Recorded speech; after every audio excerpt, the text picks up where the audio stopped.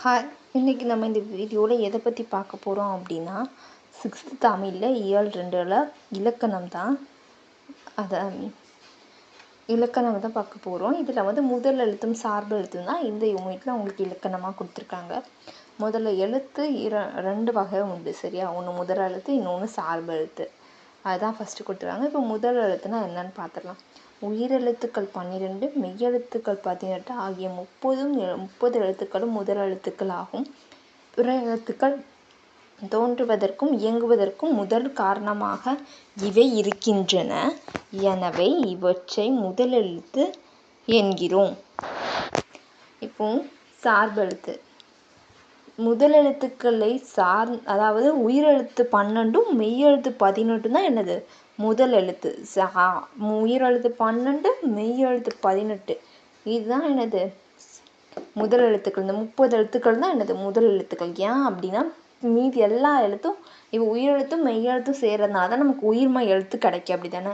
அப்போது எல்லா எழுத்துக்களும் தமிழில் உருவாவதற்கு காரணம் இது இருக்கிறதுனால இதை வந்து என்னென்னு சொல்கிறாங்க அப்படின்னா முதல் எழுத்துக்கள் அப்படின்னு சொல்கிறாங்க. இப்போ சார்பு எழுத்துக்களை பற்றி பார்த்துக்கலாம். முதல் எழுத்துக்களை சார்ந்து வரும் எழுத்துக்கள் சார்பு எழுத்துக்கள். அதாவது முதல் எழுத்தை சார்ந்து தானே இதெல்லாம் வருது, அதனால் இது என்னது சார்பு எழுத்து அப்படின்ட்டு இருக்காங்க. இது வந்து 10 வகை உண்டு அப்படின்ட்டு இருக்காங்க. அது என்னெல்லாம் பார்த்துடலாம். உயிர்மெய், ஆயுதம், உயிரளபடை, ஒற்றளபடை, குற்றியலுகரம், குற்றியலுகரம், ஐகார குறுக்கம், ஔகார குறுக்கம், மகர குறுக்கம், ஆயுத குறுக்கம். இப்போ நீங்கள் ஐகார குறுக்கம், ஔகார குறுக்கம், மகர குறுக்கம், ஆயுத குறுக்கம் இதெல்லாம் நீங்கள் பெரிய கிளாஸில் பார்ப்பீங்க. 6th வந்து எதை பற்றி படிப்பீங்க அப்படின்னா உயிர்மெய், ஆயுதம், இந்த 2 சார்பெழுத்தை பற்றி தான் இந்த லெசனில் நம்ம பார்க்க போகிறோம். உயிர்மெய் மெய்யெழுத்துக்களும் உயிரெழுத்துக்களும் ஒன்றுடன் ஒன்று சேர்வதால் உயிர்மெய் எழுத்துக்கள் தோன்றுகின்றன. அதாவது இக்கு கூட்டல் அக்க, அப்படி தானே? அப்போ ஒரு மெய்யெழுத்து ஒரு உயிரெழுத்து சேர்றதுனால நமக்கு கிடைக்கிற எழுத்து என்னது உயிர்மெய் எழுத்து. அப்போ என்னது உயிர்மெய் எழுத்து தோன்றதுக்கு இது முதல் எழுத்து சார்ந்து வர்றதுனால இதை நம்ம என்னன்னு சொல்கிறோம் அப்படின்னா சார்பு எழுத்து அப்படின்னு சொல்கிறோம். உயிர்மெய் எழுத்தின் ஒளி வடிவமும் மெய்யையும் உயிரையும் சேர்ந்ததாக இருக்கும். அதாவது ஒளி வடிவம் அப்படின்னா கன்னு நம்ம சொல்கிறப்போ இதில் வந்து இதோட ஒளி வடிவம் இது உயிரும் வருது, உயிரெழுத்தோட ஒளியும் மெய்யெழுத்தோடையும் சேர்ந்த மாதிரி தானே வருது, அதனால் அதுவும் சொல்லியிருக்காங்க. இதோட வரி வடிவம்னு எழுத்து இக்கு கூட்டல் கன்னு நம்ம எழுதுகிறோமோ.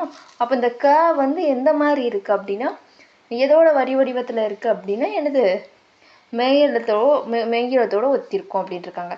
இது ஒலிக்க கால அளவு இருக்குல்ல, அது வந்து எப்படி இருக்குன்னா உயிரெழுத்தோட ஒத்து போய் இருக்கும் அப்படின்ட்டு இருக்காங்க.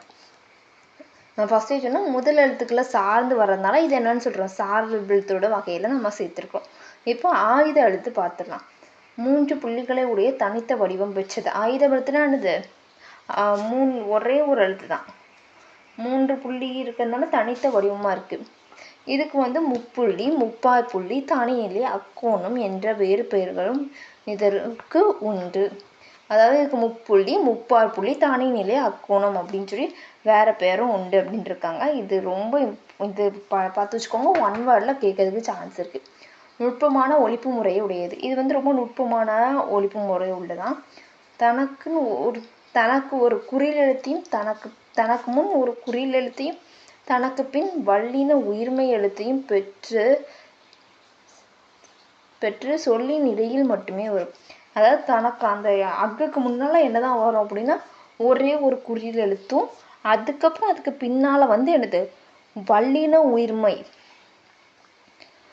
எழுத்தையும் பெற்று சொல்லோட இடையில மட்டும்தான் வரும். இது முன்னாலையும் வராது பின்னாலையும் வராது, இடையில மட்டும்தான் வரும். இப்போ என்ன பண்ணுறோம் அக்குன்னு சொல்கிறோம்ல அக்கு. அப்போ இந்த அக்கு வருதா, இது வந்து முன்னால் என்ன இருக்குது ஒரு குறில் எழுத்து இருக்கா, பின்னால் எனக்கு வல்லின உயிர்மை எழுத்து தூணு வருதா, அதான் சொல்லியிருக்காங்க. இது வந்து தனித்து இயங்காது, தனியாக இது இயங்காது. முதல் எழுத்துக்கள் ஆகிய உயிரையும் மெய்யையும் சார்ந்து இயங்குவதால் ஆயுத எழுத்து சார்பு எழுத்து ஆகும். முதல் எழுத்துக்கள் ஆகிய உயிரையும் மெய்யும் சார்ந்து வர்றதுனால இது என்னது சார்பு எழுத்து வகையில் நம்ம சேர்த்துருக்குறோம். ஓகே, இதுக்கு அடுத்தால இந்த லெசனில் வந்து என்ன இருக்குது இந்த இயலில் என்ன இருக்குது அப்படின்னா திருக்குறளும் அதுக்கப்புறம் முன்னால் கிழவனும் கடலும் அப்படிங்கிற ஒரு கதையும் இருக்குது. நான் கதையை கொஞ்சம் லாஸ்ட்டாக அப்லோட் பண்ணுறேன்.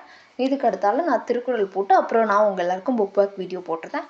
தேங்க்ஸ் ஃபார் வாட்சிங். இந்த வீடியோ பிடிச்சிருந்தா லைக் பண்ணுங்கள், ஷேர் பண்ணுங்கள், கமெண்ட் பண்ணுங்கள். மறக்காமல் என்னோட சேனலை